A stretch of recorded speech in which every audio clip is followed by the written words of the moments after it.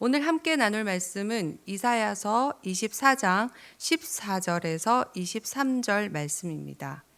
이사야서 24장 14절에서 23절 말씀입니다. 우리 한 목소리로 함께 말씀을 읽겠습니다. 무리가 소리를 높여 부를 것이며 여호와의 위엄으로 말미암아 바다에서부터 크게 외치리니 그러므로 너희가 동방에서 여호와를 영화롭게 하며 바다 모든 섬에서 이스라엘의 하나님 여호와의 이름을 영화롭게 할 것이라. 땅끝에서부터 노래하는 소리가 우리에게 들리기를 의로우신 이에게 영광을 돌리세 하도다. 그러나 나는 이르기를 나는 쇠잔하였고 나는 쇠잔하였으니 내게 화가 있도다. 배신자들은 배신하고 배신자들이 크게 배신하였도다. 땅의 주민아 두려움과 함정과 올무가 내게 이르렀나니 두려운 소리로 말미암아 도망하는 자는 함정에 빠지겠고 함정 속에서 올라오는 자는 올무에 걸리리니 이는 위에 있는 문이 열리고 땅의 기초가 진동함이라. 땅이 깨지고 깨지며 땅이 갈라지고 갈라지며 땅이 흔들리고 흔들리며 땅이 취한 자같이 비틀비틀하며 원두막같이 흔들리며 그 위에 죄악이 중함으로 떨어져서 다시는 일어나지 못하리라. 그날에 여호와께서 높은 데에서 높은 군대를 벌하시며 땅에서 땅의 왕들을 벌하시리니 그들이 죄수가 깊은 옥에 모임같이 모이게 되고 옥에 갇혔다가 여러 날 후에 형벌을 받을 것이라.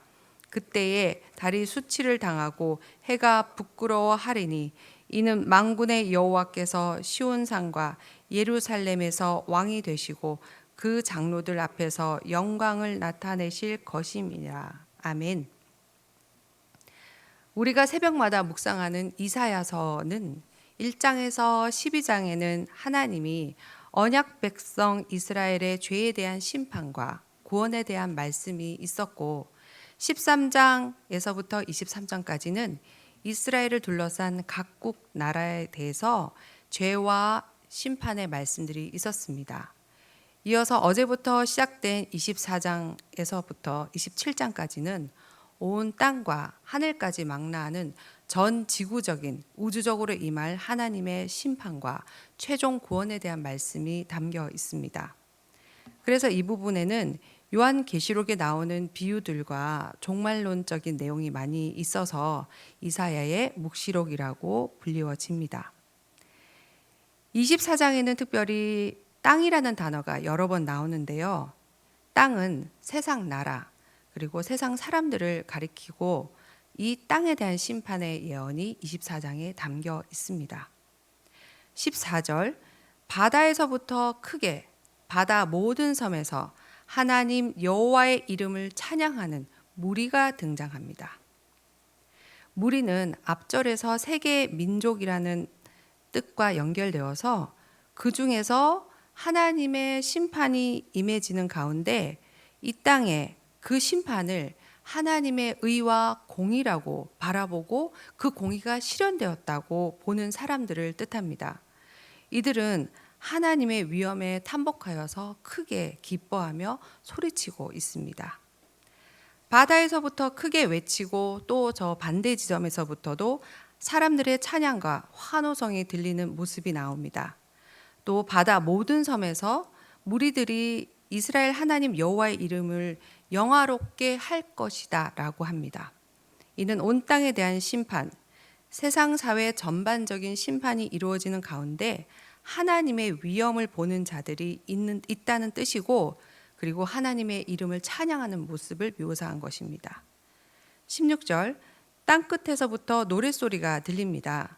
사람들은 의로운 자에게 영광을 돌리세라고 노래합니다. 바로 이 찬양의 대상은 여호와 하나님이십니다. 세상은 땅에 임한 심판 때문에 엄청난 환란이 계속되고 있지만 이 사람들은 땅에 일어난 심판을 보면서 하나님의 의로우심을 찬양하는 것입니다. 그런데 선지자는 이 심판의 현장에서 나는 쇠잔하였으니 내게 화가 있도다 라고 합니다. 그는 하나님의 심판을 견디며 살아가는 가운데 힘이 너무나 빠지고 죽을 것 같은 자신의 상황을 토로하는 것이죠. 그가 이렇게 말하는 것은 하나님의 위엄이 심판 가운데 만천하에 드러나고 있음에도 불구하고 인간은 여전히 배신하고 계율에 빠져 있기 때문에 탄식하고 있는 것입니다. 하나님의 위엄을 바라보며 찬양하는 사람에게도 슬픔과 고통의 때는 이어질 수밖에 없습니다. 이때 의로운 하나님의 백성은 하나님의 의로우심을 바라보며 견뎌내야 합니다. 악한 세력이 득세하는 세상에서 예수님이 다시 오시기 전까지는 그리스도인에게 고통과 시련은 있을 수밖에 없습니다. 이런 시련을 받을 때 우리는 환난 중에서 우리를 보호하시는 분, 한 분, 예수님, 그 예수님께 전적으로 의지하는 믿음을 간구해야 합니다. 17절, 땅의 주민아 두려움과 함정과 올무가 내게 임하였나니. 이 예언은 하나님의 심판은 땅에서 사는 모든 사람들에게 예비되었다는 것을 보여줍니다. 특히 땅의 주민이라는 것은 땅에서 안정적으로 살아가는 사람들을 말하는데요. 이들에게 두려움과 함정과 올무가 기다리고 있습니다. 공의의 하나님께서는 하나님을 인정하지 않는 사악한 자들을 반드시 징계하십니다. 하나님의 계획 안에서 이들은 두려움에 떨며 도망하다가 함정에 빠지고 함정에서 올라온 자는 올무에 걸린다는 것은 그들에게 어디에도 피할 길이 없다는 것을 말하는 것입니다. 이어 19절에서 20절을 보겠습니다. 이때 여기서 하나님의 심판은 땅을 흔들고 있습니다. 땅의 기초가 진동하는데 깨지고 깨지며 갈라지고 갈라지며 이렇게 땅이 흔들리는 것은 엄청난 지진과 같은 재앙이 일어난다는 것을 보여줍니다. 이러한 심판은 노아의 홍수 때와 같고 지구 자체가 붕괴되어서 전 지구적인 혼란 상태의 모습으로 묘사되어 있습니다. 이는 인간의 죄악이 그만큼 무겁다는 것을 뜻합니다. 이 죄악이 너무 무거워서 지구가 그 무게를 견디지 못하게 된다는 것을 상징적으로 표현한 것입니다. 참으로 하나님의 심판이 또한 그 무게를 반드시 심판하신다는 것을 강조하는 것이고, 인간의 죄 때문에 하나님의 심판은 자연까지도 파괴되는 악영향이 일어나게 된다는 것도 알 수 있습니다. 21절에 그날에 여호와께서는 높은 데에서 높은 군대를 벌하시고 땅에서 왕들을 벌하시리니 라고 합니다. 이제 심판이 땅에서 높은 곳까지, 즉 하늘 천체들에 대한 심판으로 확대되어집니다. 여기서 높은 군대는 이 말씀을 종말론적으로 이해해 볼 때 세상의 종말을 초래하는 가장 큰 원인, 그 죄를 범한 자들을 뜻하는데요. 이 높은 군대는 바로 악한 영들을 말합니다. 또 땅의 왕들은 높은 군대, 이 악한 영들의 사주를 받아서 이 땅에서 악을 행하고 그리스도를 반대하는 적 그리스도를 뜻합니다. 이들은 땅 위에서 사람들을 속이고 하나님을 대적하는 죄악을 계속 조장하고 있습니다. 그러나 만유의 주권자이신 하나님께서는 반드시 이 세상 모든 악을 죄수처럼 모아서 옥에 가두시고 형벌을 내리실 것입니다. 이는 세상 모든 불의와 타락을 일삼는 나라들, 지배 권력들, 이들에 대해서 하나님은 그들의 악행을 낱낱이 심판하시고 그들을 반드시 징계하신다는 운명을 이미 결정하셨다는 것을 알 수 있습니다. 마지막 절 그때에 라고 나오는데요. 이때는 바로 땅의 왕들에 대한 하나님의 심판이 완료된 때를 뜻합니다. 여기서 달과 해는 세상의 빛을 상징하는데 하나님의 영광이 이 빛을 압도하여서 그들은 빛을 잃게 된다는 말씀입니다. 이렇게 하나님께서 이 땅 모든 곳에 온전히 임재하시면 그분의 영광이 자연계의 모든 것도 초월하신다는 것을 나타냅니다. 하나님은 땅의 왕들과 그들의 배후 세력인 하늘의 영적 세력들을 심판하시고 그리고 시온산과 예루살렘에서 왕으로 등극하실 것입니다. 그때 이스라엘 장로들은 앞에서 그 영광을 찬양할 것입니다. 이 말씀은 하나님의 궁극적인 승리도 나타내는 것이면서 모든 심판과 고난이 지나간 후에 하나님께서는 그의 백성들과 함께 영원한 통치를 이루실 것이라는 약속을 우리에게 소망으로 줍니다. 이 본문을 이사야 시대에 북이스라엘의 멸망하던 시대로 배경을 이해할 수도 있습니다. 그때 아수르에 의한 참혹한 멸망을 당한 북이스라엘 백성 가운데 남은 자들이 예루살렘으로 돌아와서 하나님의 통치 아래 살 수 있는 기회를 얻는 것으로 볼 수도 있습니다. 그러나 오늘날 우리에게도 적용되는 것은 지금 바로 세계 곳곳에 일어나는 일들을 보면 알 수 있죠. 바로 이웃 나라에서 지금 대지진에 대한 경고와 현실들이 너무나 두려움으로 임해지고 있고, 또 옆에 중국 땅에서는 홍수와 폭우에 엄청난 고통을 시달리고 있습니다. 이렇게 심각한 상황 속에서도 세상 사람들은 하나님을 바라보지 않습니다. 그리고 심지어 하나님의 통치를 거부하고 있습니다. 그리고 오직 자신의 안위, 자신의 이익만 쫓아가는 사람, 그렇게 살아가는 모습을 보면은 그 어느 때보다도 이 말씀이 바로 우리의 말씀이고 우리의 현실이라는 것을 알 수 있지요.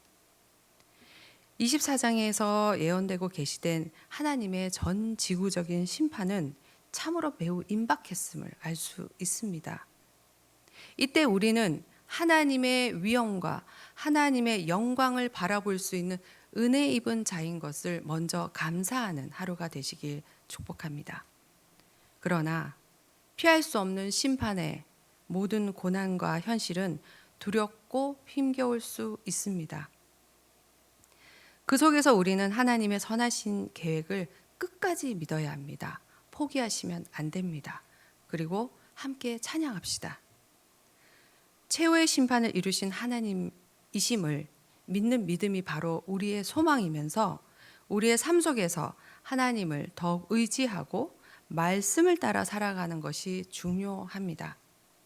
하나님께서 이렇게 심판을 내리심에도 불구하고 우리는 구원이 약속된 자라는 것을 감사하면서 오늘 우리에게 보여주신 소망을 기억하며 그분을 찬양하고 하나님이 원하시는 것이 무엇인가, 하나님이 기뻐하시는 것이 무엇인가를 바라보면서 기도 가운데 우리의 삶이 더욱더 소망으로 이루어지길 바랍니다.